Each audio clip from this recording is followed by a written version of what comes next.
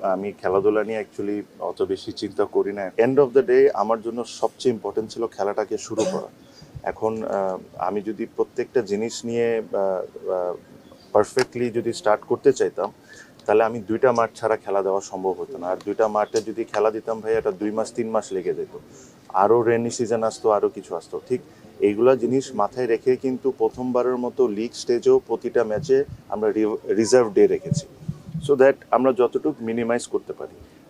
আমিও জানি, আপনারাও জানেন যে এইবার সব কিছু পারফেক্ট হবে না, but the most important thing, if you see the bigger picture, যে মাঠে খেলা হচ্ছে, প্লেয়াররা টাকা পেয়েছে, তাদের ফ্যামিলিতে যে কষ্টে তারা ছিল, ওই ফ্যামিলির কষ্টটাকে একটু হলেও কমাইতে পারছি, দ্যাট ইজ মোর ইম্পর্টেন্ট। হ্যাঁ, সব কিছু ইভেনচুয়ালি আস্তে আস্তে এগুলো সবই পারফেক্ট হবে।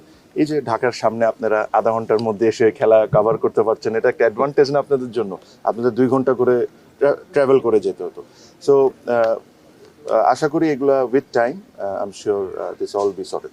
নিজের ও পরিবারের নিরাপত্তায় সব সময়ই থাকুন আপোষহীন। নিরাপত্তায় আপোষ নয়, আর ঘরে রাখুন আরএফএল ল্যাডার। আমি খেলাধুলা নিয়ে অ্যাকচুয়ালি অত বেশি চিন্তা করি না এখন। আমি যেদিন খেলা ডিসাইড করেছি যে আমি ছেড়ে দিয়েছি, দ্যাটস ইট।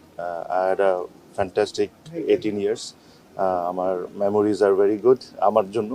সো এখন আমার দায়িত্ব হলো যে 18 বছরে আমি যে প্রবলেম ফেস করেছি বা অন্যরা যে প্রবলেম ফেস করেছে, এটাকে যতটুকু মিনিমাইজ করে দেওয়া যায়।